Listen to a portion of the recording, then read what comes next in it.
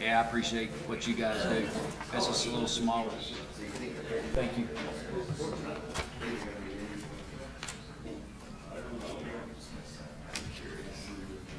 Cameron, we're good?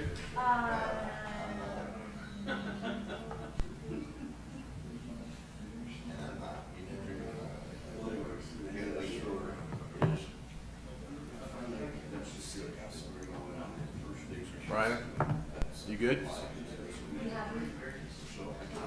We're ready, Mayor. Good afternoon, everybody. Good afternoon. Welcome to the Beach Mountain Council meeting for March 14th. If you can boot your cell phones, I would appreciate it, so nobody gets disturbed. I've got 4 people that have signed in to make public comments. You have 5 minutes. After that, I turn you off. So just so you know, you got 5 minutes to speak. I need a motion call to order. Make a motion? All in favor? Aye. Adopt agenda. Motion. Second. Mr. Cyclone?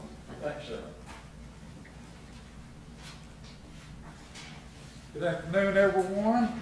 It's another beautiful day in downtown Beach Mountain today, as they all are. Our scripture for today is from the book of Ecclesiastes. It says, there's a time for war and a time for peace, a time for killing and a time for healing.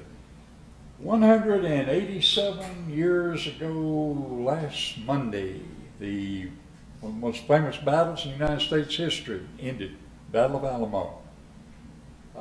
They held out for 13 days before they finally surrendered. Santa Anna, with the troops of over 5,000 against 180 people in the Alamo. At this time, Texas was not a state, it had become a nation. They had pulled away from Mexico. And so these guys were fighting for their independence and for their country. And so this was the reason that Santa Anna was there in San Antonio to try to defeat the Texicans and get them back into the Mexican government there. The defenders at the Alamo were quite a diverse branch. Texas already had a militia at this time. It wasn't much. They had a few.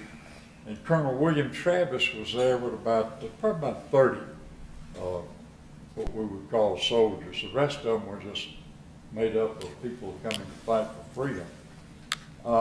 We wonder how in the world 180 people could hold out against 5,000 for 13 days. But when we think about some of the people that were fighting there, this wasn't office boys or clerks or cooks. These were some tough characters that had been around the block a few times. Jim Bowie brought about 30 guys from Mississippi and Louisiana over to fight, and they were all running from the law. Bowie, of course, is the Bowie knife fame, and he had killed quite a few people around Natchez, Mississippi, and he made the mistake of killing one that had some connections, so he was about to go to jail, and he took a bunch of his volunteers with him. David Crockett, of course, we all know David Crockett, one of the toughest characters around. And he had a group of volunteers from Tennessee, and David, when he left Tennessee, he was a congressman, United States Congress, and he got voted out. And he didn't take to it too kindly. So his last day in the United States Congress, he gave a farewell speech, and he told them that he was going to Texas, and then he proceeded to tell them where they all could go. And it wasn't Texas. But, so this is the kind of people that were there defending this. Well, like I say, they've been around the block a time or two. The very first day they were there, Santa Anna came up with his 5,000 troops and sent a courier to them and demanded that they surrender. Well, Colonel Travis's answer to this was to fire cannon at them. And so this then ticked old Santa Anna off, and he raised the black flag and had his band play the music, No Quarter, which meant no mercy, all in the fort will die. All my life, I was fascinated by the Alamo. Even as a child growing up, I'd read everything I could, movies and all.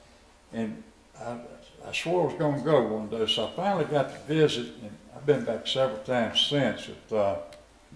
It's kind of like a shrine or something, visiting to see where this took place. But my first time, I was shocked at the size of it. It wasn't near as big as I thought it would be.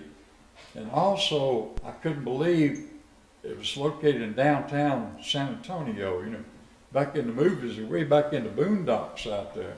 And then finally realized, hey, the town grew up out and around it.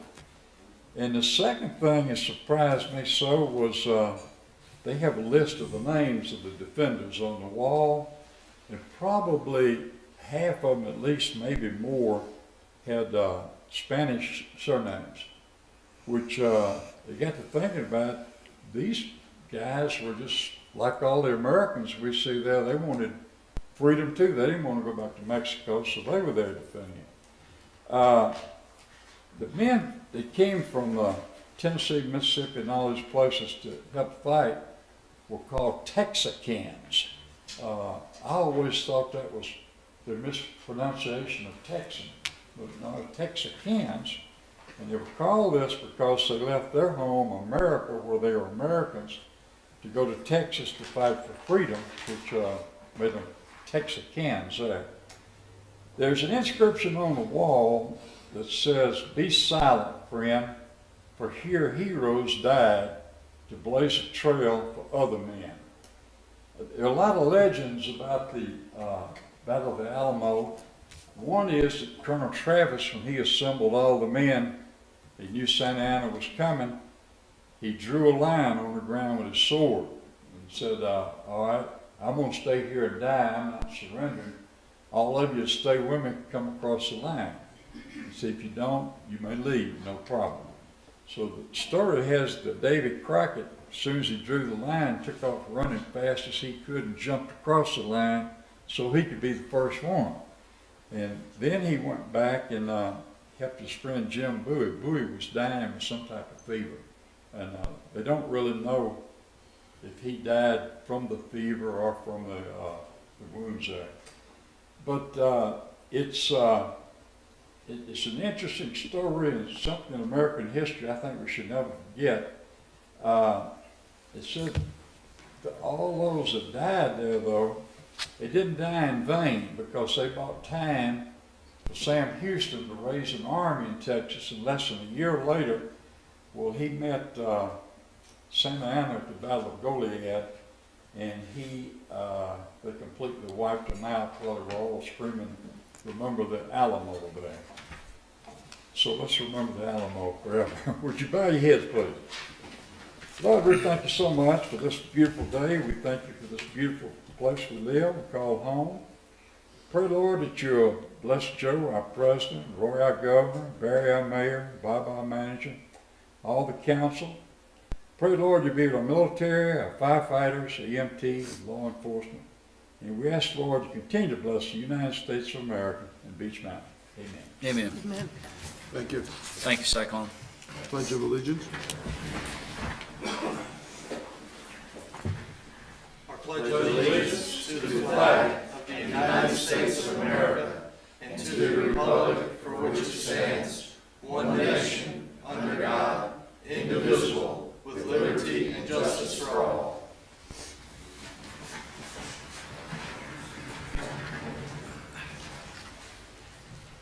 Okay, public comments. I've got Kevin Beck.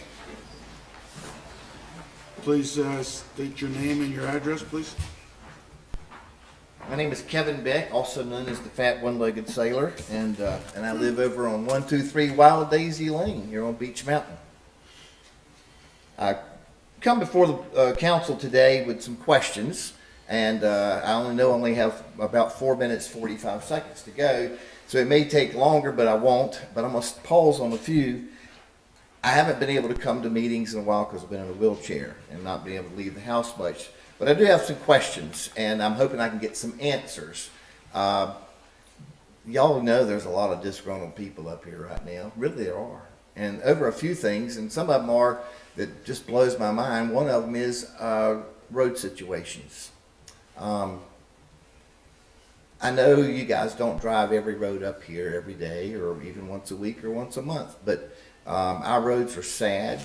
When I came here almost 6 years ago, this was a beautiful place. And now even my own road feels like I'm driving through the Pan American Highway. Actually, it's in better shape.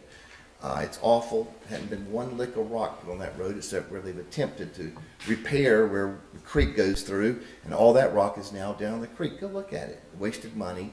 No rocking. Our road grader crew does an excellent job when they can, and for that they've only come down our lane I think twice last year, the whole year. But back to roads again. Matter of fact, go on down below my house and you'll see that switch back on the way to Lee's house.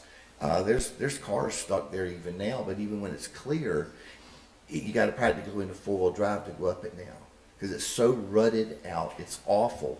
And nothing's been done, and I've called into Public Works and asked and said, hey, what are we going to do? Well, you know, this and that. Next, I hope you can answer these when I sit down, is paving. You know, we talk about it all the time. I don't care if my road ever gets paved. I really don't. But I do care about where I was told 3 years ago that Tamarack was going to be paved after the repairs. Charter Hills, nope. But here's what's happened. Y'all know this. What roads got paved? What got paved that were rock? What were they? Do y'all know? Can you answer me? There were two close by. Pond Creek. And what else? Hornbeam. And I've talked to a lot of the residents, and most of them didn't even care if it got paved or wanted it paved. But brand new paving was done there, but nothing has been done to that other than I did ask our Public Works Director if he could at least at the top of Tamarack fix that speed dip that was there, and they did while the pavers were there, fix that little bit. But the rest of it kept promised me it's going to be this spring. We don't have the money, What are we going to do about it? What are we going to do about some of these roads up here? I get out and try to drive them, but we got a lot of money coming in, I know, because my tax rate went up 2.5 times what I paid a year ago. Not 30%, 50%, 250%. Why? And what am I getting for it? I want y'all to tell me. I'm not going to hear anything probably. Debris in the drainage. What is our Public Works doing? When I first came here, you wouldn't find, it was spectacular. Roads and streets were clear. Limbs that hung over the roads were cleared. There's times I can't even drive along some of the roads up here without my truck or car hitting a limb that's right out in the road because it hasn't been kept clear. And I know our taxes are going for that. How much time do I have left? Somebody tell me so I can zip through. Just keep talking till. All right, so they're telling me, well, I want to get it all out there. Yep. Trying to voice my right here, but what's going to be done? The storm drains are clogged, awful. When the storms do come, the snow's going to melt tomorrow because it's going to rain, of course. That's what's been happening lately. You go on down back to Tamarack again or Charter Hills through Perry Park. It's not being diverted down the storm drains. It can't because they're so clogged up with debris and limbs that have fallen that it goes across the road, then it freezes and people skid, and it's terrible. What's being done? What is our Public Works doing about it? Nothing. You hear me? Nothing, guys. It's our tax money. 2.5 times it went up for me and everybody else in here. You're paying a lot of money. And we're not even getting cleared drainage for the drainage to go. And when they are making repairs, like at Perry Park, that's called the bottleneck now. If you meet somebody there at Perry Park, you better stop if you're going that way towards my house because you're going to lose an axle because there's such a drop off there where it's washed out. Pothole after pothole. That's the roads. I have questions. I hope you'll be able to answer them today. Maybe you can tell me something. Thank you. Where's this new building going? Thank New you. building. I appreciate your time. Yeah. Next time. McNichol, I've got two. You're both going to be talking different subjects, or? Hey everybody, Noah McMichael, 710 Pine Ridge Road. Last month I talked to the council regarding the deer population, the issues of chronic wasting disease, just the need to do something about these deer. And I got quite a bit of positive feedback. Managed to talk to one of the council members after the session, mentioned something about making it illegal to feed deer up here. I was told there was an ordinance already on the books. I was a little bit surprised by that just because of how common I've heard it was. So I went ahead and looked through the ordinances and I found the following. Section 92, subsection 36, labeled under the label wild animal control, there's one rule that says, it is unlawful for any resident, business, or visitor to the town to feed any bear on Beech Mountain. This is the only ordinance regarding wild animal control and the feeding of animals that I could find. It's a fine ordinance, but it also doesn't have anything to do with the deer. And it would be foolish to assume the deer only congregate up here just because of lack of hunting that we do. That certainly plays a part. Sure, there's a lack of natural predators up here because of all the development that's been done, but there's also plenty of access to food, and that's only exacerbated by the fact that people do deliberate feeding. People buy deer corn, people spread it around. A bunch of people mentioned it to me after the last meeting. You need to do something. The council needs to act and pass an ordinance to make this practice illegal. Not because I want to punish anybody. I don't want anyone to get in trouble. We just need to be putting stuff in place to prevent people from drawing more deer up here and creating a surplus deer population that's just going to spread this disease and get them all killed. We want to have a deer population up here. People like seeing the deer. It's a joy for the tourists, for the town. People like being around nature. And if in 2 years they all get chronic wasting disease and our dead animal pickup has to be going through here every 2 weeks and throwing them into the back of basically a plague wagon, that's not going to be great for tourism either. Thank you for your time. Thank you. Thank you. Robert?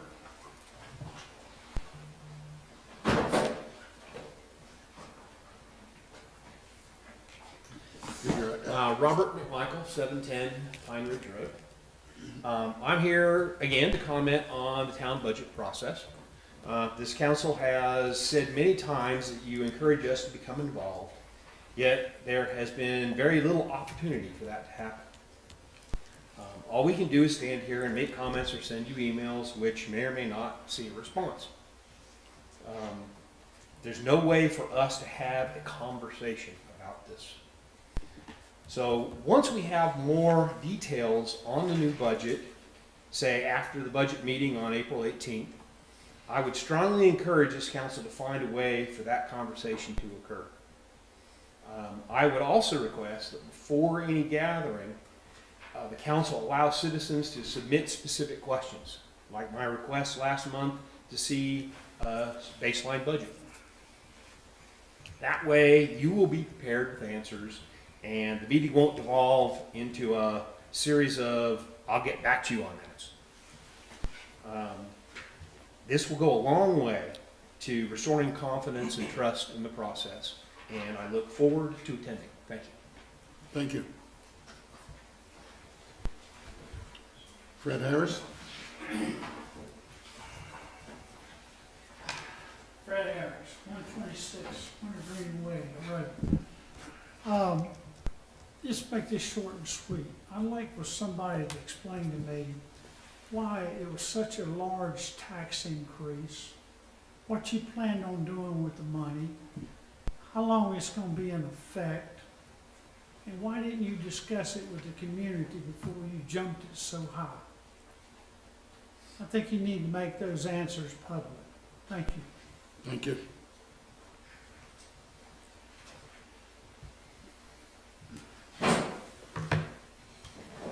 All right, a motion to accept the consent agenda.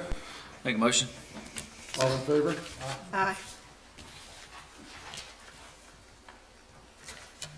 Okay, new business. Classification of the salary study. I believe we have the representative here. Mayor, I'll start off if you'd like and make some introductions. Sure, go ahead. About this time last year, you directed staff to go out and do a salary study. Last time we did one was 2015, a little over 7.5 years ago. And because of the timing issue, if you recall, you asked to put it off. We put it in the budget and it became effective July 1st. And so we've gone out and, through the League of Municipalities, hired the MAPS group, a professional group that does salary studies for counties and municipalities. And as I've reported to you over the last several months while they've been doing their work, today is the opportunity for us to present that plan to you and answer any preliminary questions you may have. We're not asking you to adopt anything today. We're asking you to meet the people who put it together. And then in April, during budget process, we'll come to you. We'll base our budget recommendations on some of the things that are contained in the plan and ask you to consider it and tell us what direction you'd like us to go. So I'd like to introduce Cheryl Brown from MAPS. Susan Nunn was her partner in crime. And they came in and did a really nice job for us. And I'll let Cheryl tell us about that process. And then any questions you have, feel free to ask Cheryl or myself. Okay, before you start, can you give us a little of your background, the background of the company, and how you conducted this survey? Certainly, yes. First of all, my name is Cheryl Brown. I'm the vice president of the MAPS group, and Susan Nunn is one of our consultants. And Susan, I'll start with her. Susan retired as the HR director for the city of Lexington. She's in her second year of retirement. And I retired December the 1st of 2017 as the HR director for the city of Charlotte. So I'm entering my 6th year of retirement. And joined the MAPS group really right after I retired. And the MAPS group is a group of retired or active city, county, state human resources professionals. The company's been in business since 1983. And it's a preferred vendor of the League of Municipalities. The League used to perform their own classification and pay studies, but they decided they wanted to get out of that business, and they contracted with the MAPS group to provide that service. So we've been doing it a long time. We have, goodness, Becky Deasy, who is the company president, has done studies truly from Murphy to Manteo and has worked with well over 200 municipalities across the state, many counties across the state. And so that's a little bit of background on me and on Susan, and I think she's listening in, and then on the company. So is that sufficient? Yeah, well, just give us, how do you conduct this survey? How do you go about doing it? Okay, that's the next part of the presentation. We're gonna go right through the process. And first of all, I just wanna commend you all for allowing Bob and the town to solicit proposals for a classification and pay study. You have done these in the past. And it really is good for jurisdictions to keep abreast of surrounding jurisdictions' pay and to keep your pay competitive with the market, especially these days, as tight as things are for finding employees and keeping employees. So thank you for doing that. Ms. Brown, I got a question, and maybe, Let him finish. okay. Go ahead, Okay. Wait a minute, you asked a question, I can ask a question? let her finish. All right. So anyway, commend the council for commissioning the study. And the way this works, we talked with Bob and his management team very early on to talk about the process. And what happens is we come in and we meet with your employees as a group. And that's what we call the employee orientation. And we tell the employees what we're going to do and how the process is going to move forward. And then the employees have a part in this work because we have to get a good understanding of the type of work that your employees perform.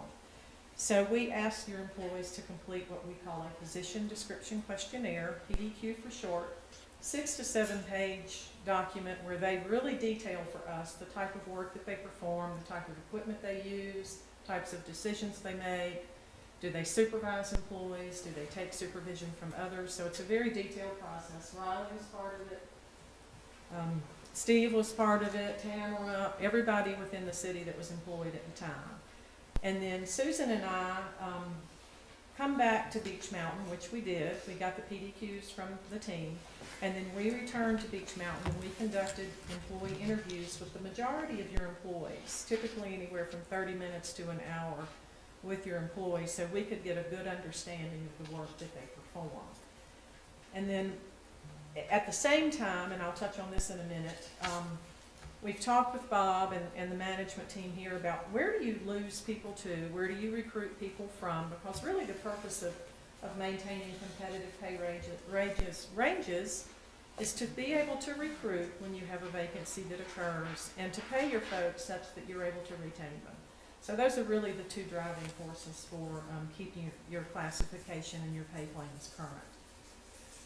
So once we conducted the employee interviews and we reviewed the position description questionnaires, reviewed those with the staff that completed them to make sure that we were all clear, then we developed for you the bulk of the packet that you received. It's called the summary report. So we take that information and we detail, this really is the basis going to be for your revised job descriptions, but we detail the different duties and responsibilities performed by your workforce. So the summary report, I think, ends your page 25 is the detail. And so once we have decided, we determine the job classification for the position you have here, and then we go to the market and we survey other jurisdictions to look at their workforce. What do they pay those similar positions in those jurisdictions? What is the minimum salary that they pay?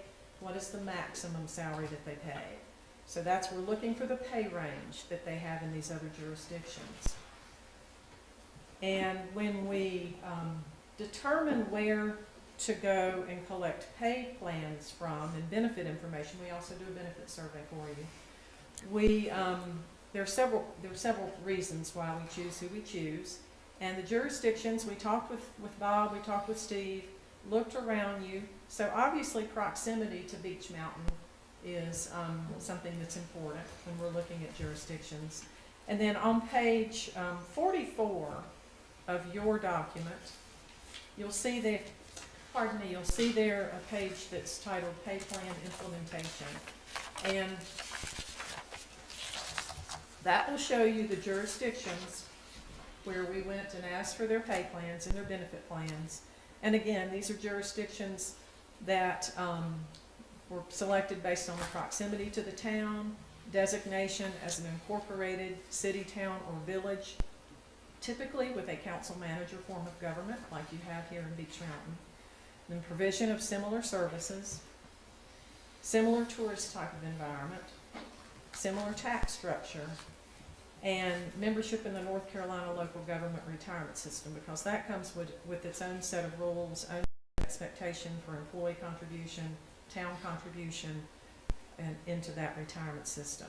So you see there the 10 jurisdictions that we surveyed for Beech Mountain. And then what we do at that point, we take, we prepare a salary survey, and if you turn over 2 pages to page 46, you'll see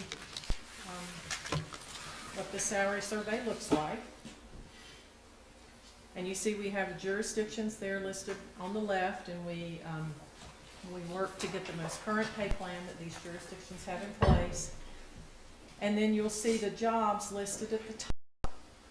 And then you'll see a hiring rate and a maximum rate in the columns. And I'll just take Tamara because she's the first one there, so we get to pick on her. So for town clerk, you have the hiring rate, and then you have the maximum. We list that for all of the jurisdictions that have the same or a similar position. And then at the very bottom, we just run averages of those hiring rates and those maximum rates.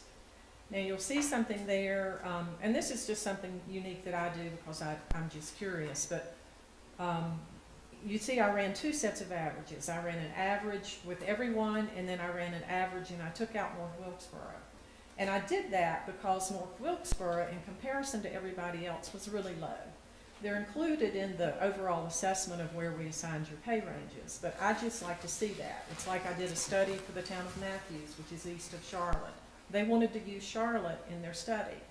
So I said, okay, that's fine, but let's take the Charlotte data out of the average information so you can see if there really is any significant impact on the bottom line averages. And typically there is not, and again, it's just for informational purposes only.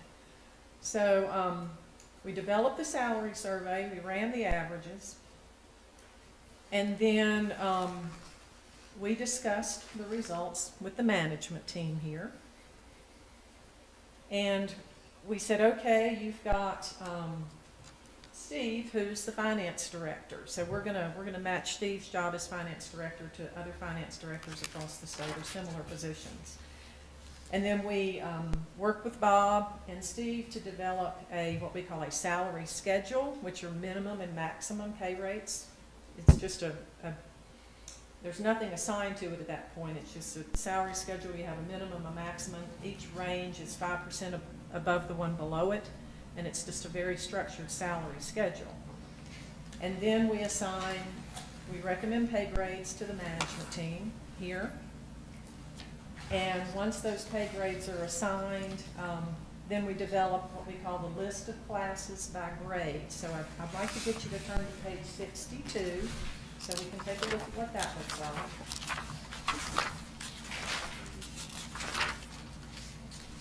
And you see there, we take all of the positions within the town and we list them according to which pay grade that we're recommending they be assigned to.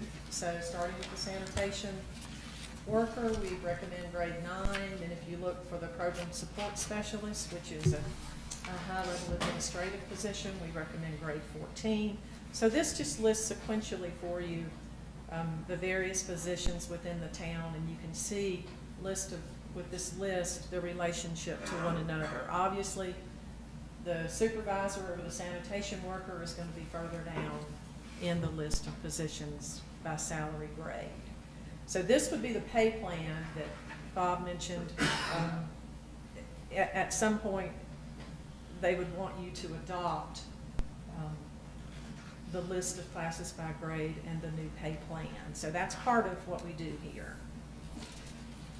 And then these pay ranges, just for your information, and this was contained in this, the information was contained in the salary survey, these ranges are set approximately 4% above where your current pay ranges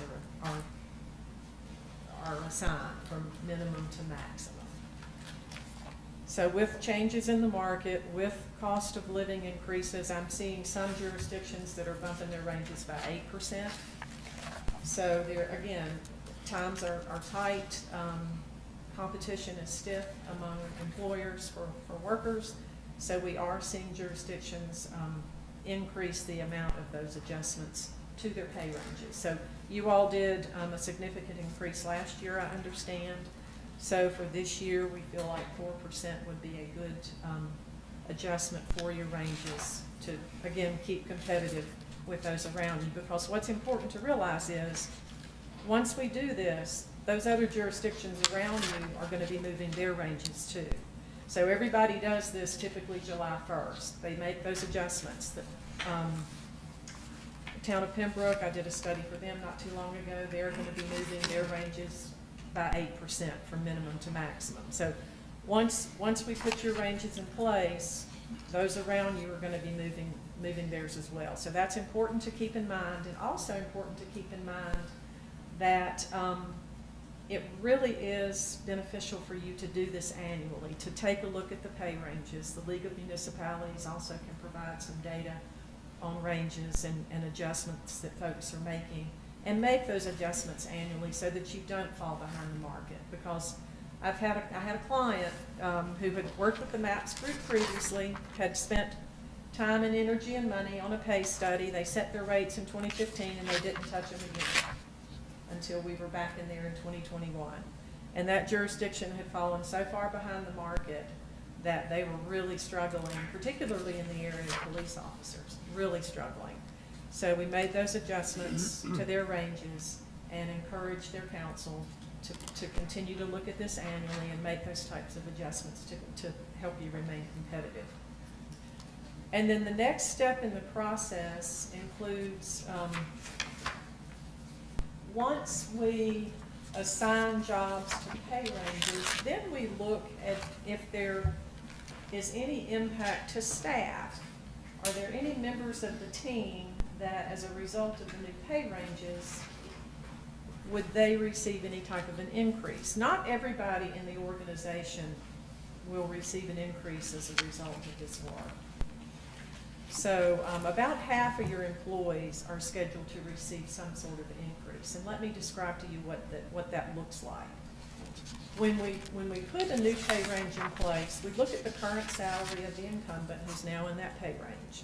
And we typically recommend to a jurisdiction, you may want to boost an employee's pay by 0.5% or 0.75% per time served in their current position, just to create some separation. If you've hired somebody new in and they're really close to that person who's been here for 4 years, that allows you to move that person out a little bit so you can help eliminate the compression that can occur with salaries when you're bringing people in close to where you have current incumbents. So that's the implementation strategy. And again, I'll take you back to page 45, where we talked about this before. So we worked with Bob and Steve and staff, and we said, okay, you have done well in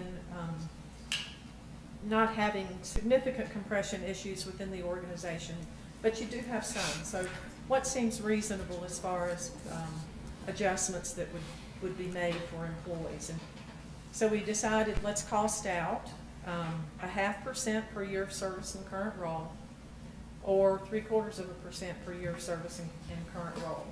And that's where on page 45 you see the implementation strategy and the level of detail there for you. So as I mentioned, approximately 1/2 of the employees would see an increase as a result of this implementation strategy. And this implementation strategy was based on where the employees are right now in their pay. So our recommendation is option 2, and that's an $87,000 cost attached to that implementation strategy. And that's, as I mentioned, for about half of your workforce. The others don't get anything as a result of this study. I understand from Bob and the team that you all typically do consider cost of living adjustments every July. So what we would do as far as implementing the results of the pay study, whatever you all would decide from a cost of living perspective, and again, I'm seeing 5, 6, 7, 8, so it's not 13, but it's not 2 or 3. But we would recommend you go ahead and implement whatever cost of living adjustment that you all would approve, and then come in with the implementation, this implementation of this pay plan. So that $87,000 is going to go down because your folks are going to move up in their pay by whatever you choose to adjust them by. So then that would reduce the implementation cost for this study. Does that make sense? I hope so. I'm afraid to answer. I'm sorry? No.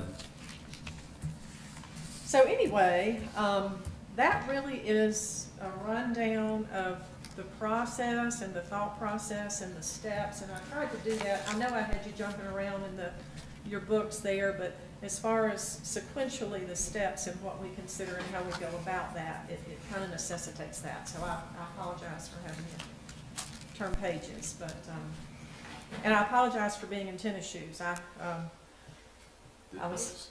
We didn't know. Okay, well, good.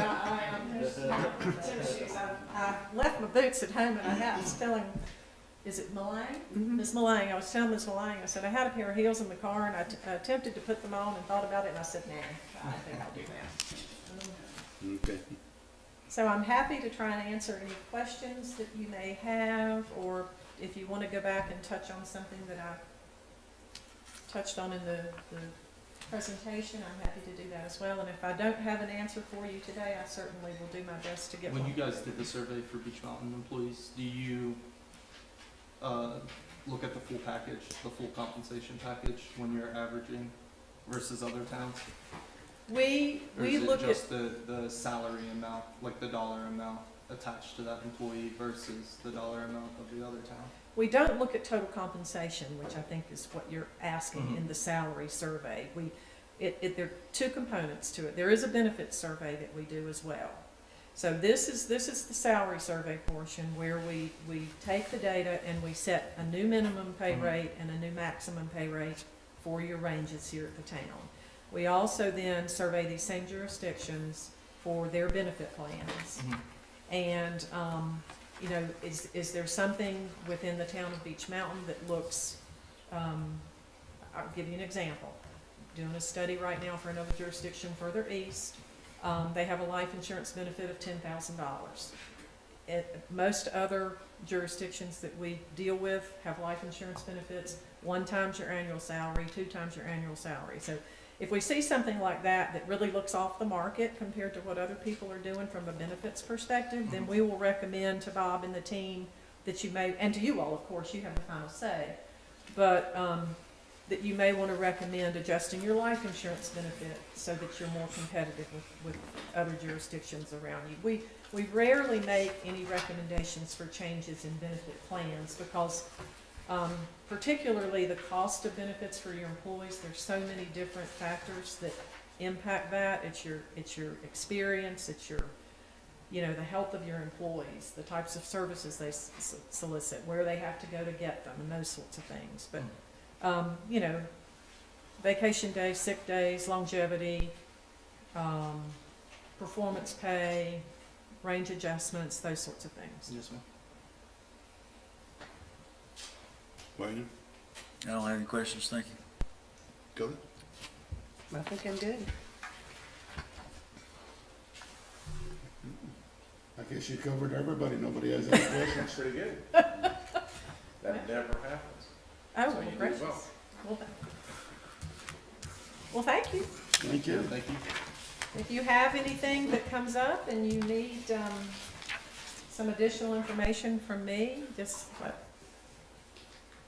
me know. I'm happy to provide whatever you need. So you guys do provide a benefit analysis, A benefit survey, yes, sir. Sure do. benefit survey? And that would, we also, part of the comprehensiveness of this study, you have this piece in front of you right now. However, we are reviewing the pay plan, not the pay plan, the personnel policy that the town has in place to make sure that everything is legal, that there's no law that has changed that needs to be updated, and that that you're good to go there. So we are reviewing, Susan's going to be reviewing your personnel policy. As part of that work, is it Mr. Accardi? Yes, ma'am. Okay, as part of that work, Mr. Accardi, that's where the benefit survey comes into play, because if we do make any recommendations for changes in benefits, those are detailed out in your personnel policy. So again, that comes to council for adoption. So you either choose to make any changes, of course, or you don't. And then another component of the work is the job descriptions that you have here at the town, the summary report that we prepared. That will be the basis for reviewing those job descriptions, making sure they are the most current for you, and that they contain the detail about the work that your employees perform. And you need to keep your job descriptions current, because when you do have a vacancy, unfortunately, you want to be able to tell the public exactly what that work is. And a lot of times they'll want to see a job description, so we're going to be updating those as well. So just a clarification on the grades. Yes, ma'am? It was 5%, starting at 1 going through 26, or I was looking at the different numbers? The, Just the clarification on, grades, yeah. on the salary survey, you'll see the current Beech Mountain. If you look down, you'll see Beech Mountain current. What position are you looking at? Just say we'll go back to town clerk Town clerk? again. Okay, let me get back over there.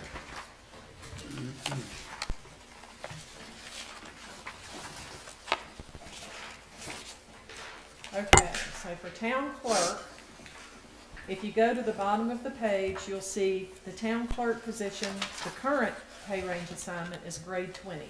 Okay. And that minimum is 53,061, and the maximum on that range is 79,592. So the recommendation would leave the town clerk position at grade 20, and all of the bump, because you have to be consistent in when you're designing a salary schedule.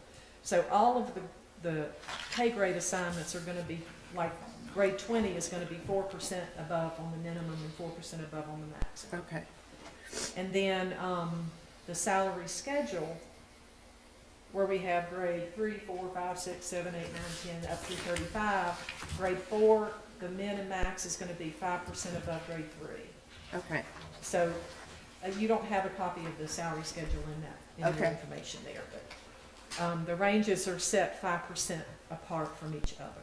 and there's a minimum starting range, and then it goes up 5% from there.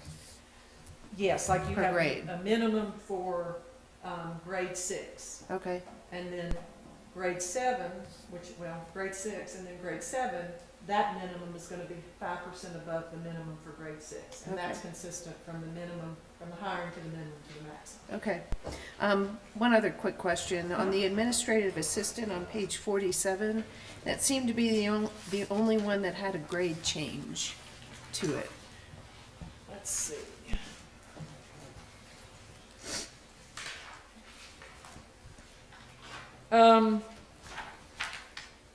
Is that just a different job description, or?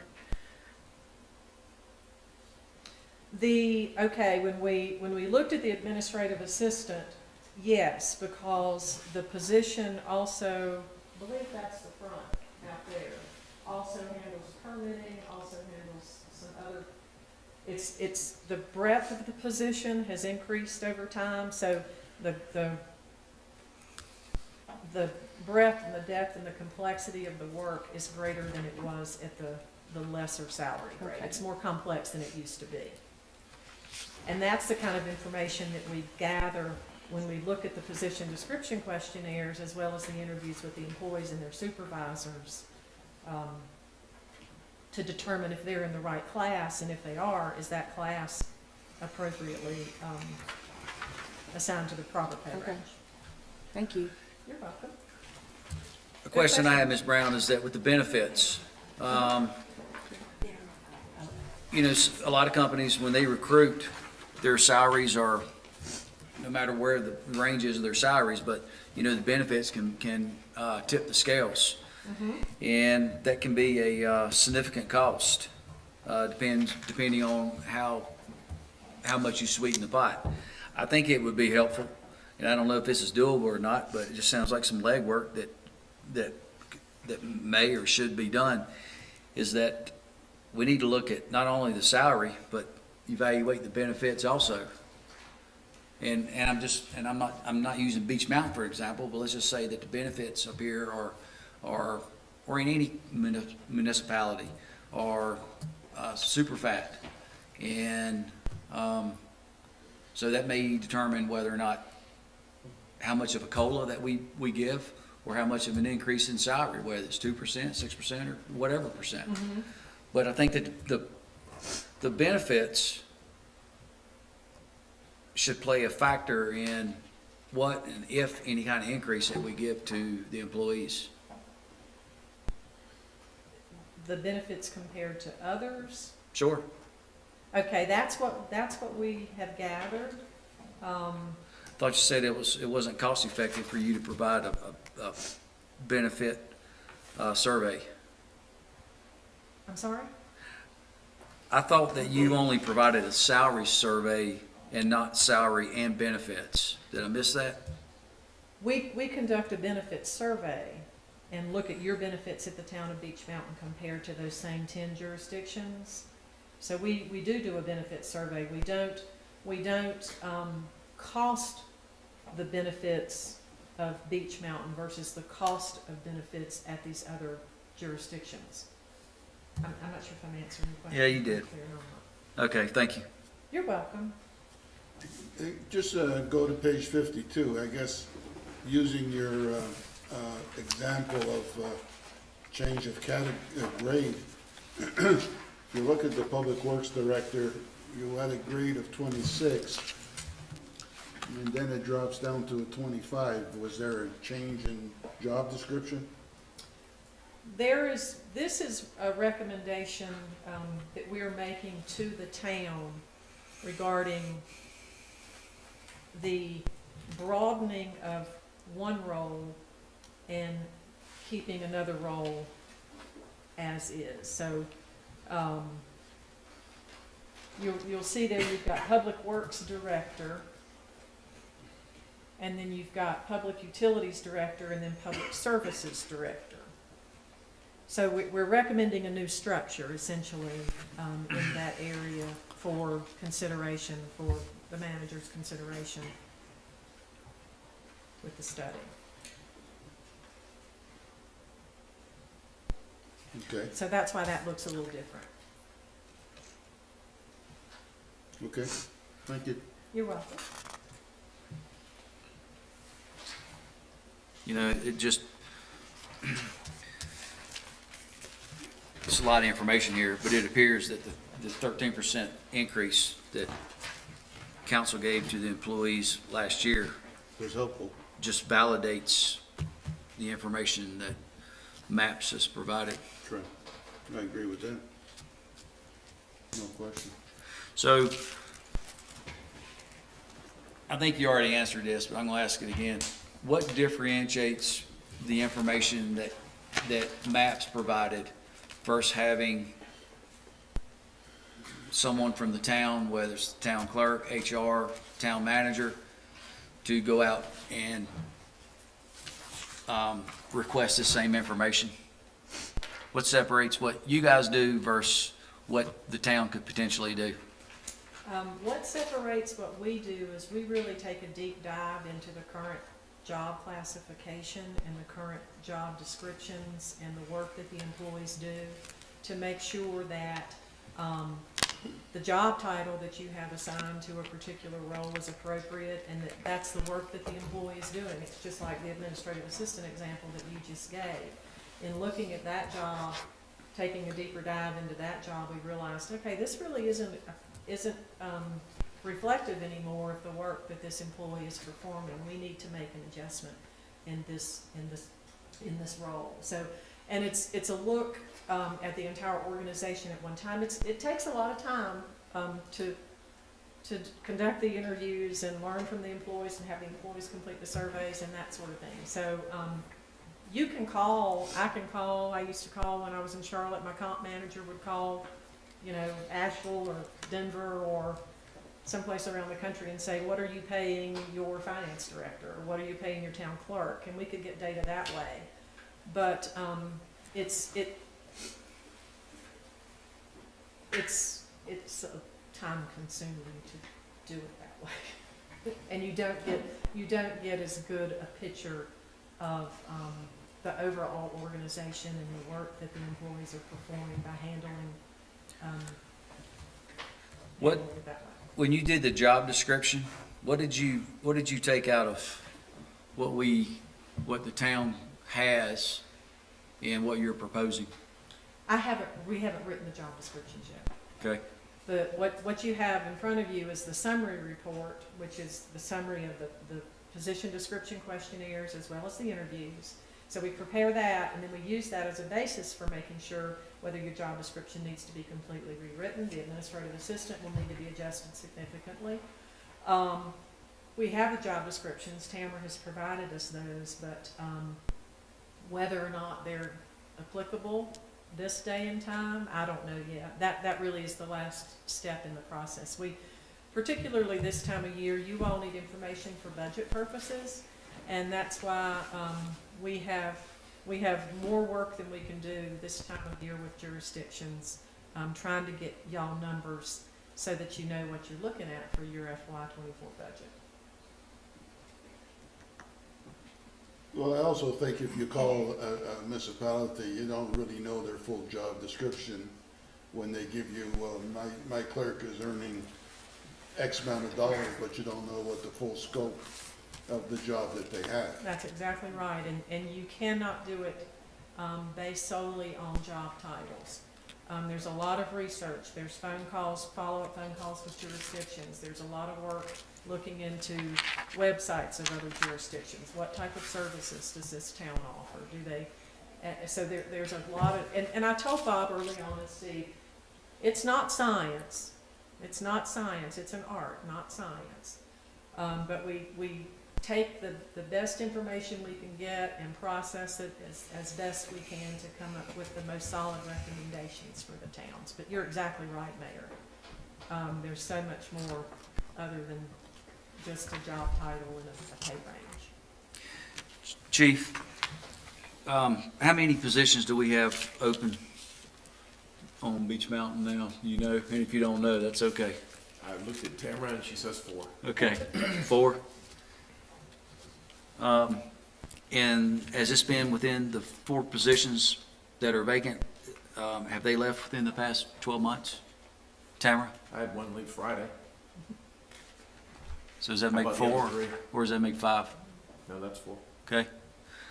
Are the towns that are listed here, do you have any idea of any of these towns, for any one of them or 2 of them, how many positions they have available or have open? I don't. That would be Okay. easy to search. Okay. We haven't done that. Thank you. I guess we've got all your questions, everybody's just, well, thank you for coming up in the snow. You're welcome. It was beautiful. Now, as long as I can just get back down. Oh, you can One get back piece. down, we're putting a lot of salt on the roads, no Okay. problem. Very good. Thank you. All right, thank y'all very much. Thanks for having me. Thanks for coming out. You're very welcome. All right, Bob? Well, first thing we've got is Finance Director's Report. It's through January 31st, just highlighted. Our benchmark for the year is 58.33%. General fund, our revenues were 75.5. What's important to me is that the expenditures were at 49.8, so we're almost 9% below target in expenditures, so I think departments are doing very well. Water and sewer look is just as well. We're on water and sewer, we're at 65% revenue and 45% on expenditures compared to the benchmark of 58.33. And sanitation's a little tighter, but we're still below. Revenues are at 49%, and just as a highlight, we're gonna need to talk about that in budget. And our expenditures are at 54.4, still about 4% below target for the year. So if there's no questions for the finance report, I'll go on to my report here. Let me just get out of some of this. As usual, got a lot of things to report. We'll do the good news. Our sales tax litigation with the town of Boone and Watauga County, we were an intervener with that case. You know, that went to the North Carolina Supreme Court. On March 1st, the North Carolina Supreme Court denied Boone's appeal. That officially closes the case, and we won. I think that's really good. So our sales tax, at least for this year, is going to continue, and that's the ad valorem versus the per capita. So that was a long process. As you know, our town attorney and our special counsel took us through that process. We joined with Blowing Rock and Seven Devils in Watauga County, and it was a successful case, and hopefully our bottom line on sales tax will continue. Our Pinnacle Ridge well, that's the 1 out of 4 wells that were successful. We gave a notice to proceed on March 1st to the contractor. Work will begin, they've already begun getting permits and things. It's about a 12-month construction, and that'll give us 100,000 gallons per day of potable water is what's projected into the system. So that's a good thing that we're moving forward on that. On the Town Hall Visitor Center expansion and renovation, contract was signed with the contractor. Notice to proceed has been issued. Interior work will begin. We'll be bringing you a LGC resolution next month for the financing package. Steve was able to get a rate of 4.1% at 10 years with Truist, and you'll see that at your April meeting. Lake Coffee, a lot to report on Lake Coffee. It's been a very busy month. Mayor and Councilman Abernathy, you traveled to Raleigh and met face-to-face with our Senator Hayes and Representative Green and Representative Pickett. And also got introduction to Representative Hall, who's an important person in Raleigh. He's the rules chairman. Those meetings were very productive, and this was a request for direct state funding of $14 million to do the project. I thought it was a very successful trip, and what has come from that and working with the Haggerty Group, we've also had meetings with federal, Representative Virginia Fox, Senator Tillis's office. We've got a meeting with Senator Budd Thursday. We've reached out and had 2 meetings with Governor Cooper's office on Hometown Strong. And Senator Lee, who is a Beach Mountain resident, owns property here. We're reaching out and meeting with his team. I think he'd be supportive of some water to drink and flush his toilet. So that's all progressing very well. The budget process in Raleigh is moving very quickly, we're told. In the next couple weeks, it will be definitive on whether we get something in the House of Representatives budget. And then it would go obviously to the Senate. Then negotiations with the governor's office, and so in fall time, hopefully we would see something, but we should know rather soon if we've been included in the appropriations bill. It's much easier, as you would expect, to have something in the House budget as an appropriation as opposed to trying to getting something added later on after it goes to the Senate or to the governor's office. So I think we're positioned well. Kate Gervais has been following up almost every day. We're sending reminders, we're sending information to the legislators that we're working with and their staff, talking about the project. Our engineer has sent financial and technical data to the legislature. We've also done a economic impact study. I'm sure you all know that Beach Mountain's economy affects the 2 counties around us and the towns around us. And if Beach Mountain were to fail because we had no water or our resort couldn't make snow, that would have a very negative impact economically, not only to the town but to the surrounding areas. So that has been put together and sent to the legislators at their request. So we're working that funding stream, and so far so good. We've been well received, and we've actually had some progress on that. I know Councilman Abernathy has been meeting with some of the same legislators as well, and he may have something to add to this. Set that aside. We have a $14 million grant through the federal government that I've been reporting on several meetings. That is in final review in Region 4 with FEMA in Atlanta.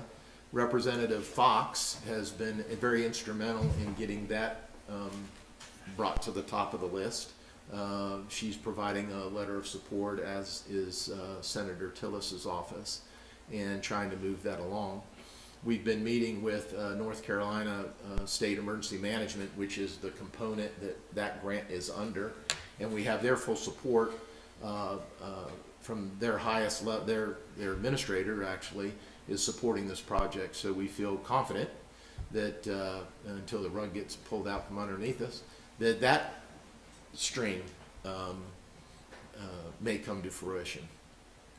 And then third, you've authorized us to begin process to go out for a general obligation bond, which would be where the voters decide to do a bond, and it requires a referendum in November of this year.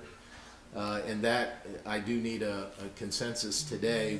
We've hired bond counsel, Mr. Scott Leo, and he's working with the town attorney as well as our financial advisor to put that package together. We have to bring you a resolution to move forward in April, and what we have to do is begin talking. Not begin. We need to set a number on what we're looking for, what this bond would look like. So it's my recommendation that we start the process at a $15 million bond to cover the cost of the project if these other 2 funding mechanisms fail. As we've talked about with the GEO bond, we need to continue this path so that we don't lose the opportunity, but you always have the option to, if we get one of these other funding streams, you don't have to do the bond. But we don't want to wait and assume that we'll get a grant, not happen, and then we find ourselves a year or two out on the GO bond. So the project cost is 14 to 15 million. We would like to tell the bond council to start preparing the documents on that amount. And if you have any questions on that. So what's the cost on that? Well, the cost to do the bond announcement is about $20,000 is what we're gonna spend between now and October. We've got to get to the state, the LGC. They have to approve a bond referendum. And so that's what we're doing now. A $15 million bond, we won't know the cost until we get further down. We can look at what the market is, what the bonds would sell for, and we'll have a cost. We have to have a cost factor to take to the public for the referendum.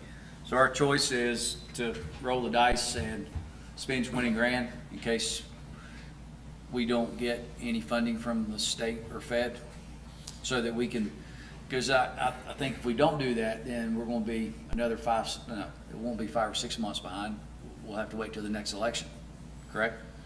Correct. And that's what we discussed last month, and I've already committed to that money. We've hired bond counsel, and that's pretty much where we're going to spend the money, is with the bond counsel preparing the financial documents to go to the LGC and position the town by July 1st to be ready to get it approved for a referendum in November. The cost of the bond, we'll have to establish that closer to the point of referendum. We actually have to provide that data to the bond council, and depending on the legislature, they have a new piece of legislation out there that is confusing it. But we'll have that estimate of cost to go to the public before the referendum. So if we're successful, I don't want to say if, I'm going to assume we will be successful in obtaining the $14 million from the state and or federal, if we get a grant from them, and then we proceed with the bond for $15 million, will we take, if we get the 14 million, and then if we have the bond referendum in November, and we're successful with that, will we take that 15 million and put it in infrastructure? No, you couldn't do that. No, you can't. You couldn't do that. Because it's already been allocated? Well, to go to the public, you have to tell them specifically what the bond is for, and it would be for Lake Coffee. And we would, there is some related infrastructure that goes with it, and that would be articulated in what the bond council is actually developing, is the language that meets the state statute for the question to the voters. You could not use that money for something else. In other words, it would have to be used for specifically what the voters were told it would be for, and specifically what it was to be used for. In your scenario, you may choose not to do the bond. You may go through the process and the public votes to approve it for that project. It doesn't mean you have to issue bonds.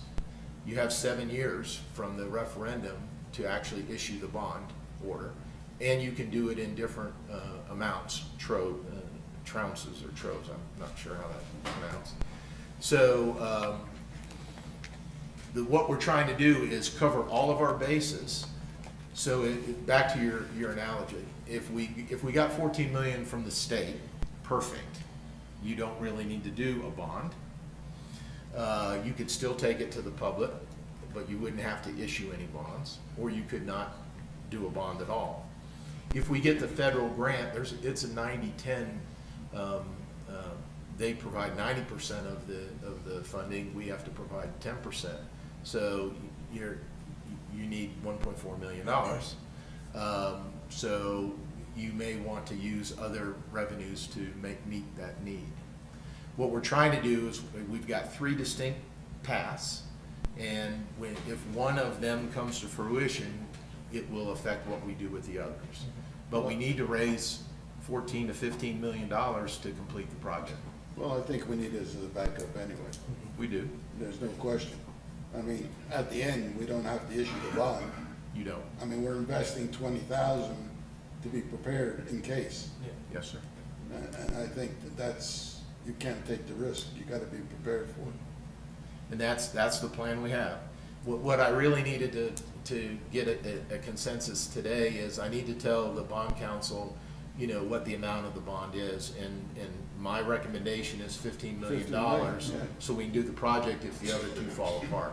Well, the idea is the 15 million, that's what we're telling the public, and that's for the Lake Coffee project. I don't think we should, I think that's the exact amount we gotta use. The grants, are they all or nothing? As far as rewards?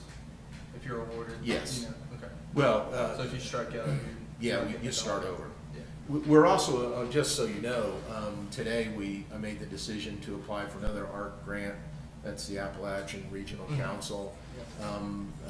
Representative Fox's office gave us a couple heads up on some other funding mechanisms. We're not timely with those, and we really don't fit into their criteria. But I've learned that if you don't ask, you can't get. Sure. So we're, talked to Kate this morning, and we're proceeding in other areas as well. But the three that I've just laid out to you seem to be the best fit, and we seem to have the best cooperation from the legislature, even the governor's office, and, of course, the federal piece. So with your consensus, I'll use 15 million. Is the state grant, is that also 90-10? Or is it 100%? No, that's 100%. That would be an allocation in the state budget, much like the 5 million we received last year. So that would be an allocation of, here's $14 million. It would probably go through DEQ, Department of Environmental Quality, and they would administer it. And then, but it would be, we wouldn't have a match. So it would be 100%. Correct. Up to the Up to amount. 14 million. What's the status with the Haggerty Group? When do you anticipate hearing some positive news? Well, I'm really impressed with them. I think that was a very good move by the town to get some professionals on board who could lead us down this path. We would not be where we are today if it was me running the show. They've taken us in areas that we normally don't have that expertise. Getting the town position, writing position papers, basically knowing who to call and what doors to get us in. The information that they've provided has been instrumental in getting us to where we are today. That was money well spent. So nothing's guaranteed, but I think that was a very good move on the town's part because it's well above my pay grade. They've done a good job and continue. We meet every week, and every week we've got a work product, a deliverable. They're meeting everything they told us they would. Okay, good. All right, let's talk about the ski loft project. The neighborhood meeting went well. We had 130 views online. There's only 38 property owners up there, so someone's watched it more often than others. And we had, I think, 4 property owners who attended the neighborhood meeting. We've sent out the temporary construction easement, and they've started to trickle in. We set an April 15th deadline. The town attorney and I are working on making sure we get the right information so that we can proceed with these. But so far, we've had very little negative comment. We've had quite a few questions. We've answered those, and I believe that that project is coming along well. I think we've got 5 signed agreements to date, and so we're cautiously optimistic there. Our budget's well underway. I've got meetings with the department heads this week to refine their request.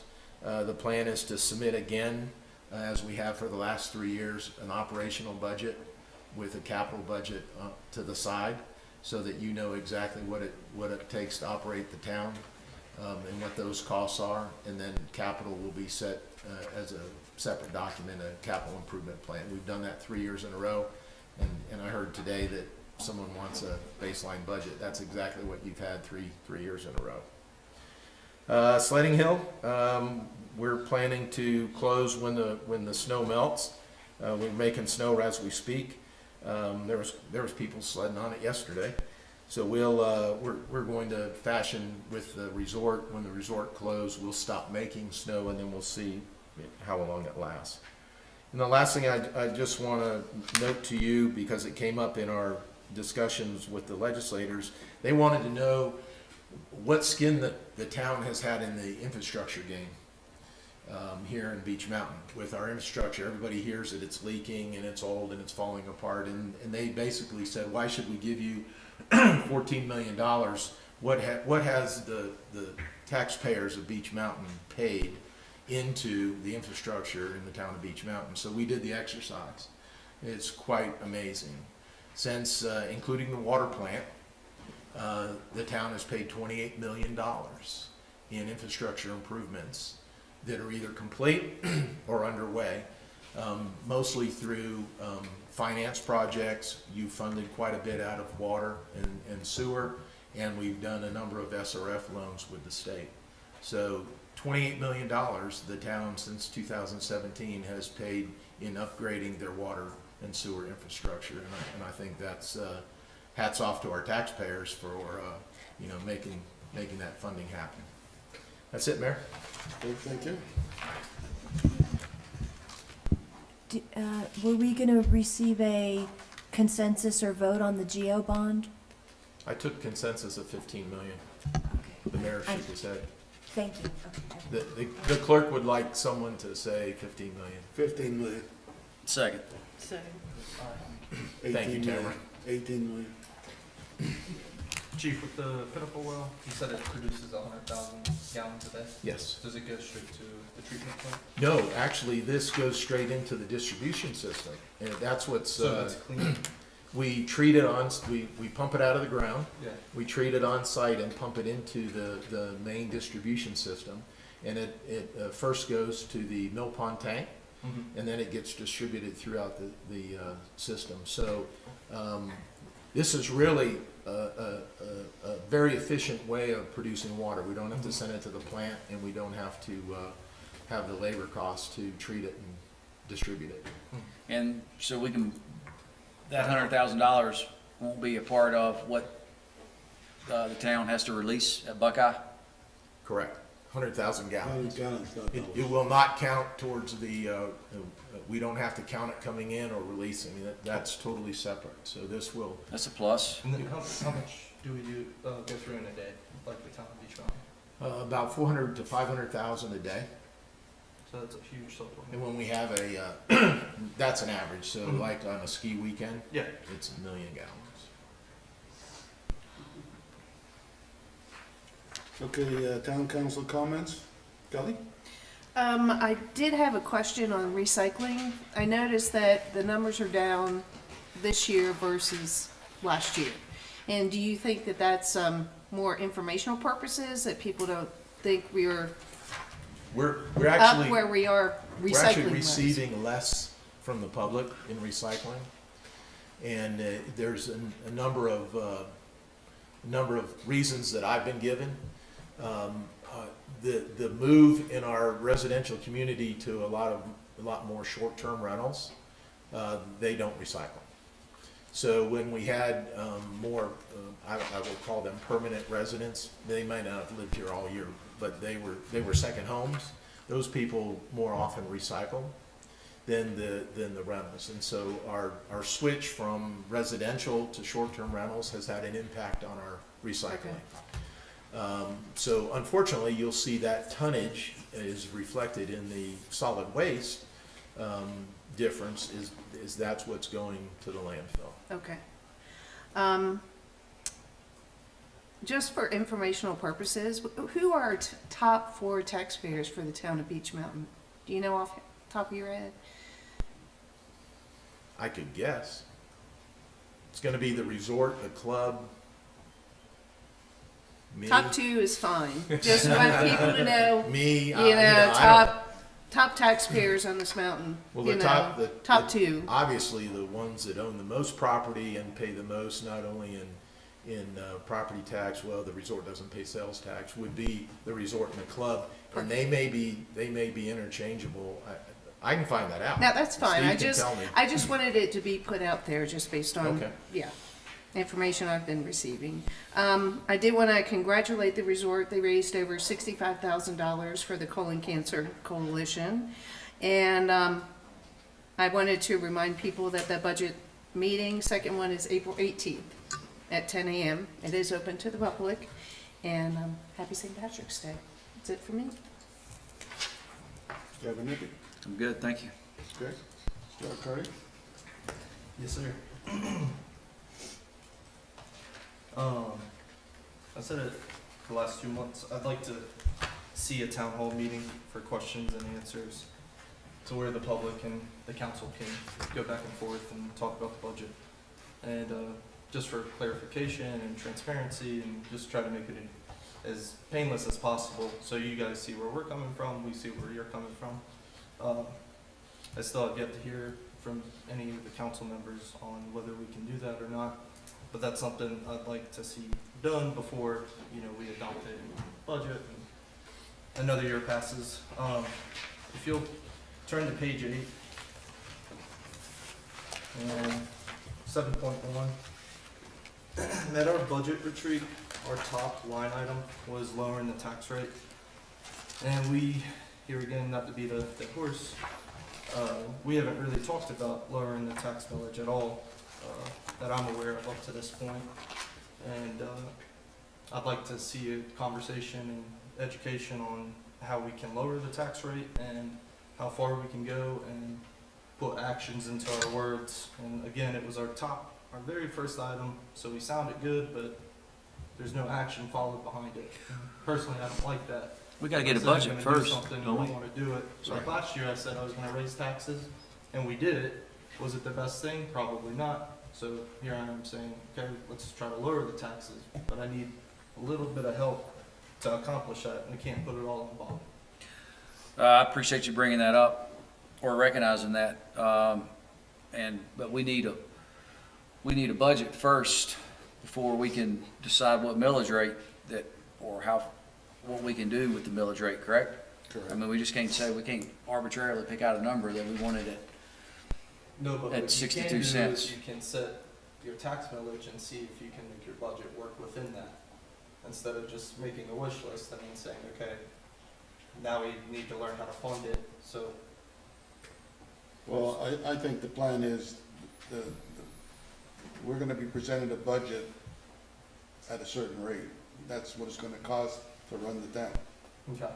At that point, you can go left, you can go up or down or whatever.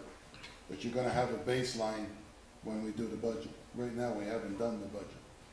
Secondly, before we adopt the budget, it's open to the public.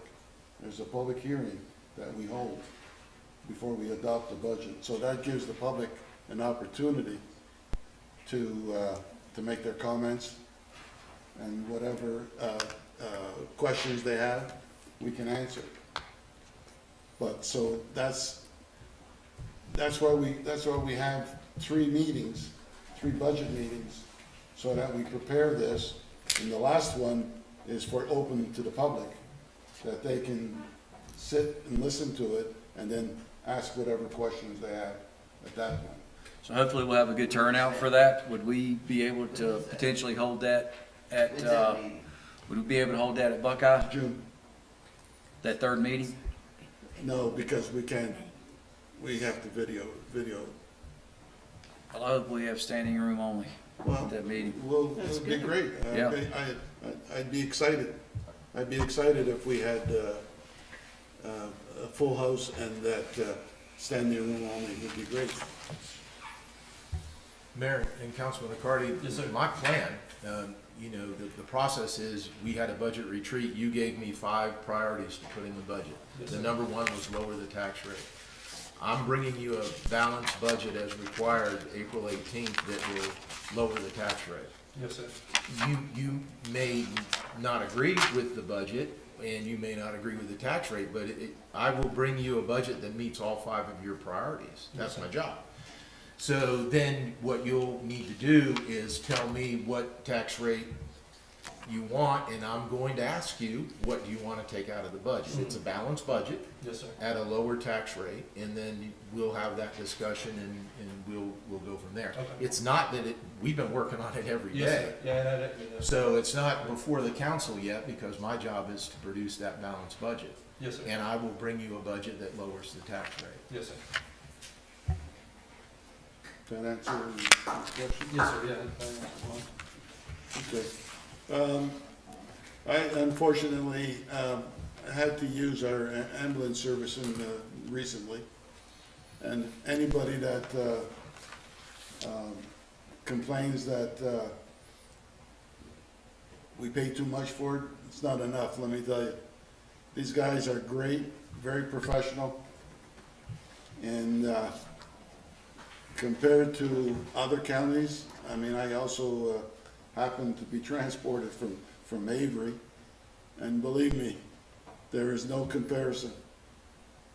We are extremely lucky that we have what we have. And so, as taxpayers, it's worth, it's gold, it's money in gold. And I can only compliment the guys, that treated me and how professional they were. And, so I think it's, money well spent. And you know, when we first talked about this, one of the comments was, we complain about it until we need it. And let me tell you, when you need it, it's great to have. And I did a test, not on purpose. I want to know how long it would take them to get to my house. And it was pretty much 7 to 8 minutes. So that was, great. And, I don't recommend it because I don't want anybody to be sick, but if it ever needed, it's great to have. And with that, I need a motion to adjourn. Make a motion. All in favor? Hi. Thank you. Thank you for those that attended today.